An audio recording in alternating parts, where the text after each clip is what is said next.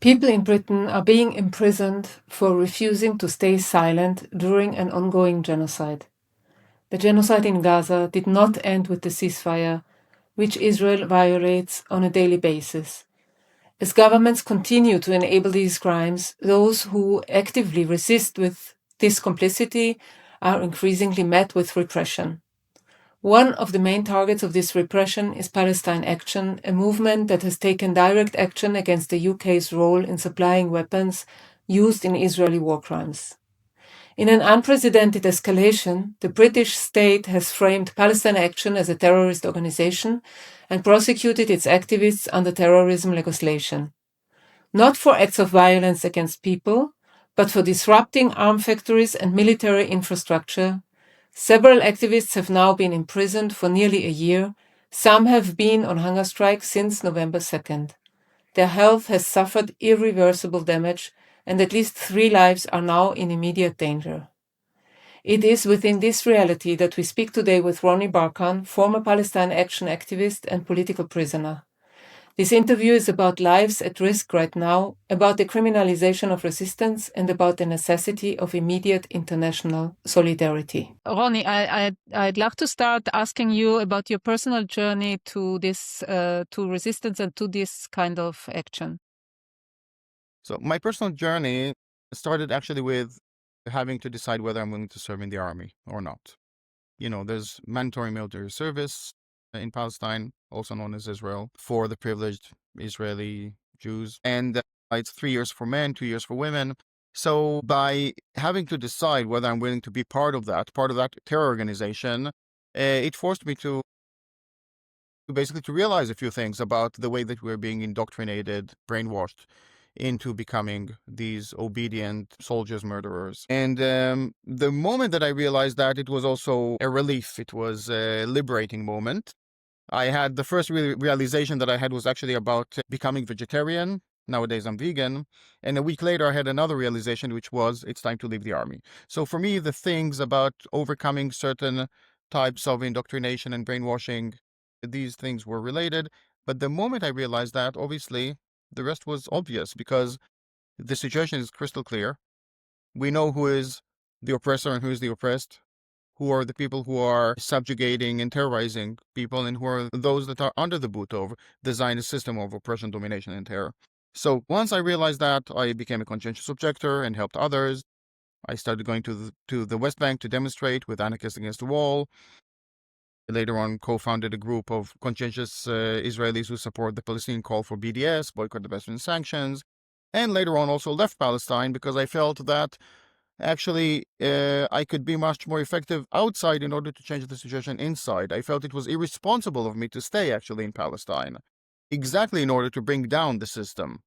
Because the whole point is not to tweak that system of oppression, which is a system, just like slavery in the US, just like apartheid in South Africa. This is a system that has to be dismantled, abolished. That's the only way to go about it. So I realized that in order to do that, I have to go outside to apply pressure from the outside. And after doing all of that, it wasn't enough.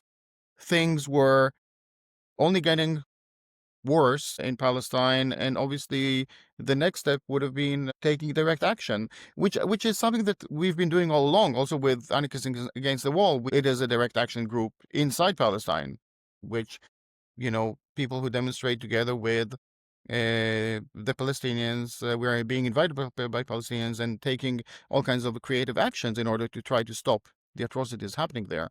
But I felt that there was a real need to take real action in order to physically stop these crimes with our bodies. And I compare that to if my grandmother, who was in Auschwitz, if she knew that someone picked up a sledgehammer to go and smash up the Digash factory that was producing Cyclone B gas, she would have been grateful. Maybe many lives would have been saved, including some of my own family. When I took up a sledgehammer to smash up the Elbit Systems headquarters, it was totally comparable, only that Elbit is far more dangerous, monstrous, and criminal than that factory that was producing the poisonous Cyclone B. Because that factory was only producing the means of destruction that were used by the Nazis.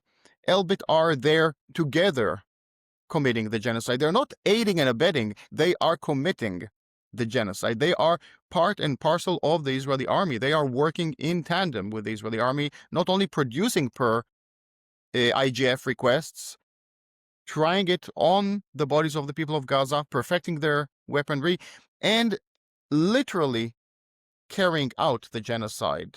In 2014, most people don't know that in 2014, during the 51-day assault on Gaza called Protective Edge, when 551 children were murdered, it was Elbit Systems themselves who were flying, who were making every takeoff and every landing of the Hermes 900 drone, which was still under development. So they had to be there on site, and they made every takeoff and every landing, while next to them, the Israeli drone pilots, the IGF pilots, were dropping the missiles. So they were carrying out the 51-day assault on Gaza together. Elbit was not separate from that. And also today, if you listen to Elbit podcasts in Hebrew, the workers there, they say, we don't sit in the office all day. Our job is exciting. We go to the field. We act with the soldiers. And they take pride in that. They take national pride in that. Amazing. Let's go back and focus on what's going on in Great Britain. You yourself have been imprisoned and faced repression. Could you explain how this affected you politically and also personally? And did you accrue the prisoners in Great Britain tell us that they are facing repression also inside the prison? They are not allowed to communicate with their lawyers, to communicate with their family members, and face all kinds of repression. Did you face the same repression or similar repression? And how did it affect you personally and politically? Every prisoner faces repression because this is what the system is all about. If you think that a prison is a place for reform, check your perception of reality. It could be a place of reform, but it is not. Not any person that I have visited. I visited 5 in total, like 4 in Palestine and 1 in the UK. But from whatever evidence and testimonies that we hear, all prisons are places where the state exercises its oppression in some of the most brutal ways against its own population. So it is not a place of reform, it is a place of vengeance, it is a place of carrying out very dark intentions by the state. And we are seeing that playing out very clearly against the political prisoners in the UK. We have 33 people in prison who are prisoners for Palestine, who took action for Palestine. Some of them are among the Filton 24, and others who took action, and 8 were on hunger strike. Right now, 4 have taken a pause while 4 carry on, and we are very concerned about their well-being, about their life, because they are at an imminent danger to their life, not only to their health. We're talking about Hiba and Tuta, Kamran, Lowy, and the others. Hiba, she's on day 62 now. The others, 56, 55 days, 41. They have put their body on the line when they took action, but now they are putting their bodies on the line again, risking their lives, because this is the only thing that they can do in this situation when they are being oppressed so much by the system. And when I say that they are being oppressed so much, they are being denied visits from their families. They are being denied even having a kufia, with them. They are being denied communication. They are obviously being denied any semblance of a fair trial or a trial at all. They are because they are being held on remand for almost 2 years now before trial. Some of them have only had their trial starting now after almost 2 years in prison. And this is all an act of vengeance by the state, where people who are held on remand, I myself was kept on remand for a month. We were the first, actually, activists who were sent to prison. Up until that point, activists would have been sent home under certain bail conditions, restrictive bail conditions, but we were the first ones to be sent to prison and held on remand for a month. And we know that during that month, we have the proof that the Israeli embassy was communicating with the Attorney General in the UK about us. We have proof how the Israeli embassy has been colluding, communicating with Elbit, with the Attorney General, with the prosecution service. It's unbelievable the level of complicity and collusion of the British state, which is totally illegal. The Attorney General office has to be completely, unbiased here, but they are as biased as can be. We know that even recently, when the question of a proscription of Palestine action was taken to court, challenged in court, at the very last minute, there was a change. Instead of a certain judge, he was taken off that case, and 3 Zionist judges were appointed instead at the very last minute. But actually, the assault on Palestinian rights and anyone who speaks up for Palestine, first of all, it starts all the way back to Balfour, of course. It goes back at least a century back, but even recently, over the last decade, we know that the UK, about a decade ago, has removed universal jurisdiction. Up until Operation Cast Lead, 2008, we could have taken Israeli war criminals to court in the UK because there was universal jurisdiction. Because of Operation Cast Lead, the British state said that it is unacceptable that now we cannot host our friends from these Israeli war criminals like Tzipi Livni, which was named specifically. It is unacceptable that we cannot host people like Tzipi Livni in Britain, who is regarded as a war criminal. She was responsible for the massacre in 2008-2009 called Cast Lead. She was also later responsible for Protective Edge that I mentioned before in 2014. Because of that, because she was not allowed due to the risk of being arrested on war crime charges, the British state changed its laws and removed universal jurisdiction. The first person to test that new changed law was Tzipi Livni. She was invited, she was approached by the British ambassador to Israel and told, Miss Livni, you're now welcome again in our kingdom. And she was the first one to test that. And under the new law, it was all in the hands of the one who was the head of the public prosecution, Sir Keir Starmer. That was his role at the time, and he was the one who lent full impunity to Livni. Later on, 2014, she committed yet another massacre called Protective Edge. Nowadays, Tzipi Livni is on the board of Elbit Systems. There's no surprise there. This is a direct continuation of the same. Ever since a decade ago, the UK has changed its laws over and over and over again in order to go after activists. So when I took action against the Elbit Systems headquarters in 2022, so that was almost about 4 years ago, we had defenses in the law. Later on, I could go to court and say that, yes, I caused damage, but I did this in order to avert a greater damage. I caused damage, but I did this in order to save lives, which is called the defense of necessity. By the time that I had the trial, a couple of years later, I could not use these arguments in court. I was denied the ability to claim that in court. And this was happening, the trial was happening during a genocide, as it was playing out. And ever since, it only got worse and worse and worse. Not only the collusion of the Israeli embassy, the Israeli state with the British state and the British legal or illegal institution, but also the changing of the defenses in the law. Later on, they legislated basically a law about going after basically a terrorism act, and they arrest people who are activists for Palestine under the Terrorism Act and treated as terrorists, even though they are not charged with any terror offenses.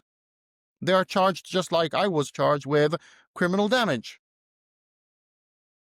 But they are treated as terrorists and held on remand for now 2 years and being denied the basic things that every other prisoners would receive. And finally, More recently, one group, Palestine Action, was actually proscribed officially as a terror organization, even though it doesn't fall under any definition of terrorism. And this is said not only by me, but also by leading scholars and UN special rapporteurs and so on. And this is being challenged in court. And when it is being challenged in court, they changed the judges. So the activists who are right now in prison, they have the entire system working against them on the legal front and on the immediate front of even being denied the ability to communicate with their loved ones. So at this point, they have the only option of using their own bodies, putting again their bodies on the line, and refusing to eat and going on a hunger strike in order to do the basic protest that prisoners have done throughout history, because this is the only thing that is left for them in order to protest the absolutely unjust system that's working against them day and night. And David Lammy, the justice minister, was asked what he thinks about the hunger strikes, and he said that he was not aware that there is any hunger strike. Yes, the UK has a tradition of letting hunger striking prisoners die away in prison, and we wanted to break its tradition. We want Lammy to be not as bad as Margaret Thatcher.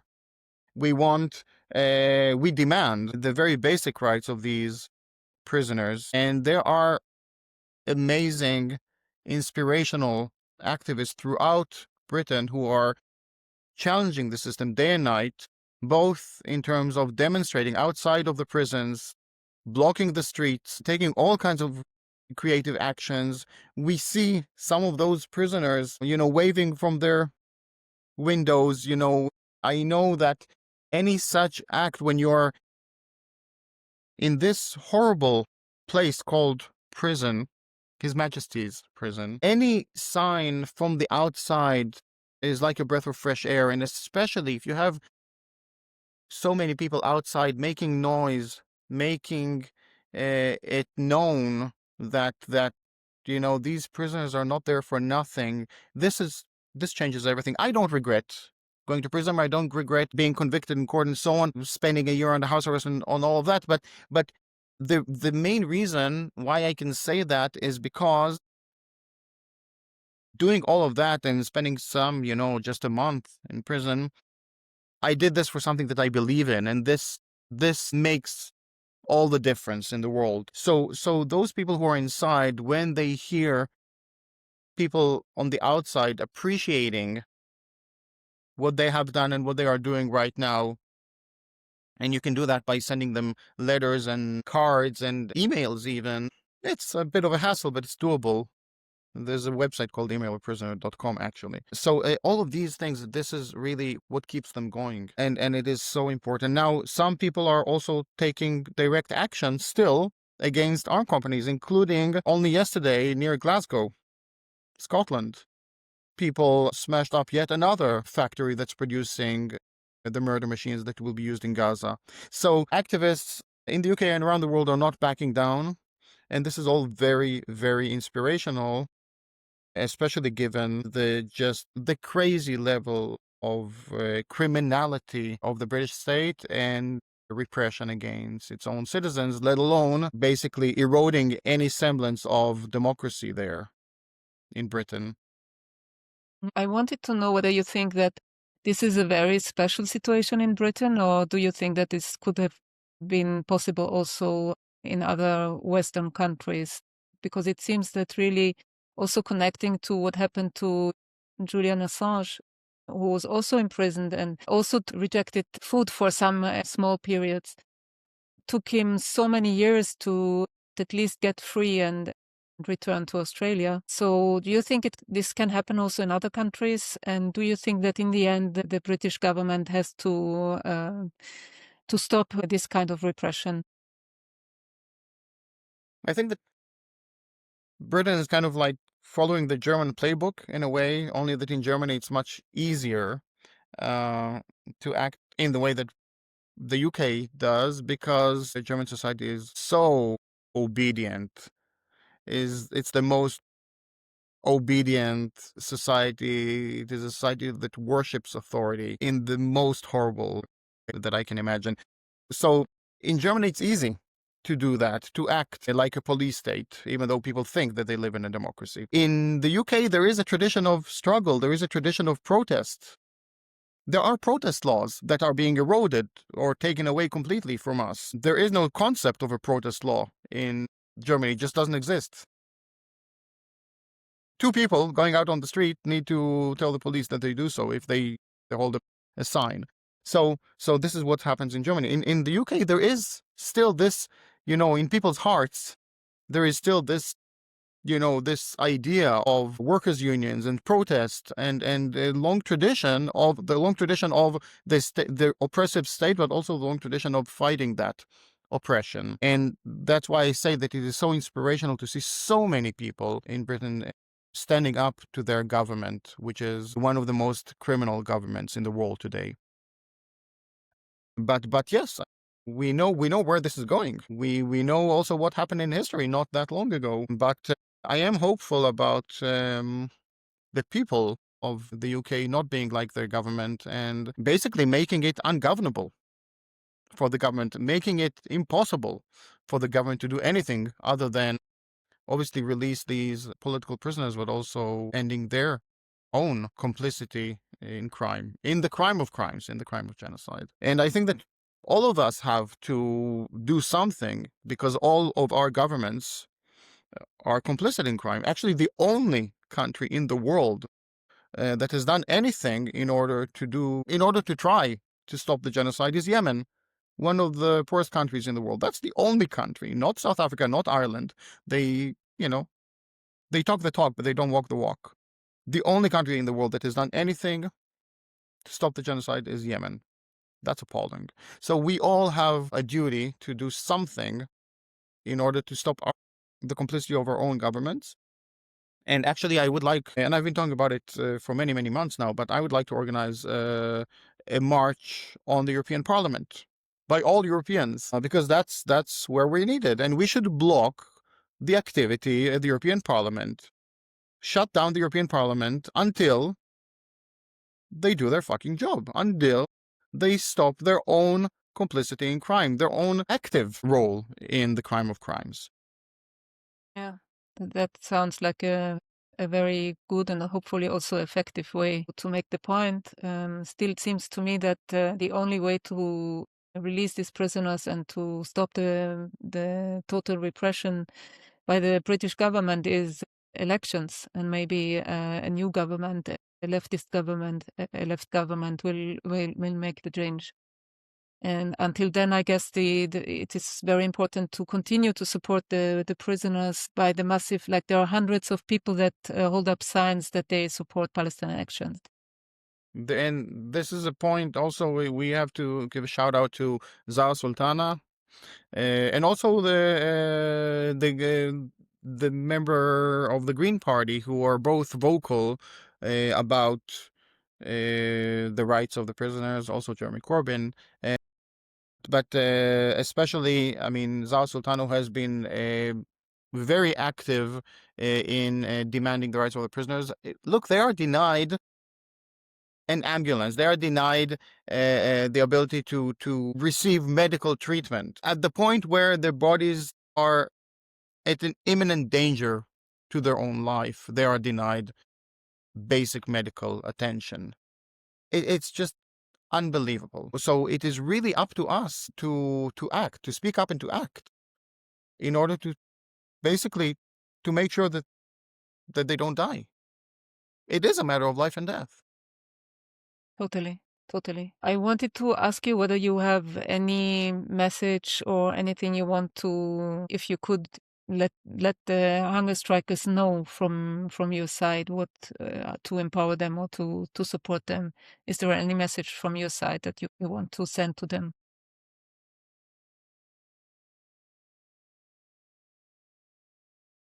Just all my love and solidarity and appreciation for everything that you do. And there's not enough words to express that, but I think that Loki published a beautiful song recently titled "The Best of Us," and they are the best of us. So maybe we can end with that song. Yeah, that's a good idea. Thank you, Ronnie, for joining and for sharing your experience and your thoughts with us. Thank you.